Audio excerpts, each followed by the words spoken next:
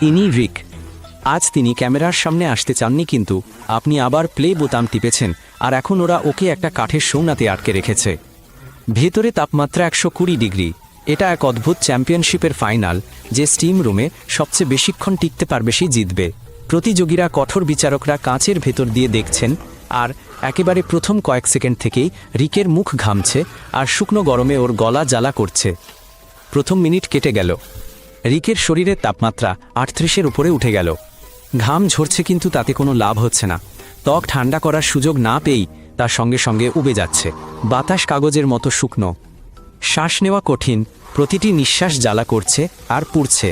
ওর নাড়ির গতি আর শ্বাস প্রশ্বাস দ্রুত হয়ে গেল, আর রিক ঘাবড়ে যেতে শুরু করল। দ্বিতীয় মিনিটেও কেঁপে উঠল। দ্রুত গরম হয়ে ওঠা একটা ধাতব শিকল ওকে পুড়িয়ে দিল। ধাতু ত্বকের চেয়ে দ্রুত তাপ সঞ্চালন করে, তাই পুড়ে যাওয়াটা অনিবার্য। রিক শিকলটা শক্ত করে টানল, কিন্তু ওর হাতে একটা লাল দাগ রয়ে গেল। তৃতীয় মিনিটে সে আরও নিচে যাওয়ার সিদ্ধান্ত নেয়। আসলে সেখানে যাওয়াটা আরও সহজ। ছাদের কাছাকাছি গরম বাতাস জমে, আর যত নিচে যাওয়া যায় তত ঠান্ডা হতে থাকে। মেঝেতে শ্বাস নেওয়া সহজ, আর গরমটাও তেমন টের পাওয়া যায় না। কিন্তু লাউডস্পিকারে বিচারকের কণ্ঠস্বর ভেসে আসে, আর নিচে যাওয়া যাবে না। রিক উপরে উঠে আসে। নিয়ম তো নিয়মই। 5 মিনিট কেটে গেল। প্রতিটি শ্বাস যেন ঝালাইয়ের লোহার মতো লাগছে। ভেতরের শ্লৈষিক ঝিল্লিগুলো ইতিমধ্যেই জ্বালা করছে, যার ফলে কথা বলা কঠিন হয়ে পড়েছে। তার গলা ভেঙে গেছে, তার হৃৎপিণ্ড ধরফর করছে, আর কানে একটা ক্ষীণ শীষের মতো শব্দ বাজছে।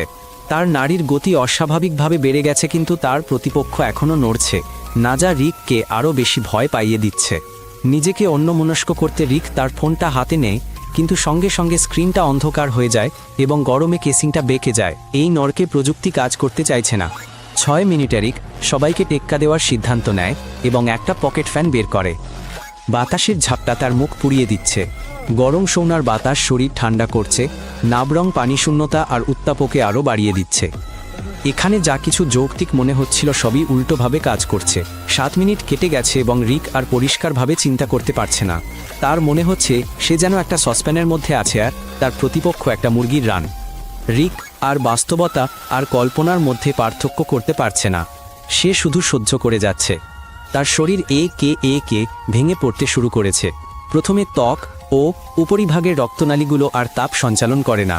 তারপর মস্তিষ্ক, এতে ফোলাভাব দেখা দিয়ে সমন্বয় ও মনোযোগ লোপ পায়। এরপর আসে হৃৎপিণ্ড, এর নাড়ি অনিয়মিত ও নড়াচড়া ঝাঁকুনিপূর্ণ হয়ে ওঠে। পেট থেকে কেটলির মতো গড়গড় শব্দ হয়। কিডনি পানিশূন্যতায় ভোগে।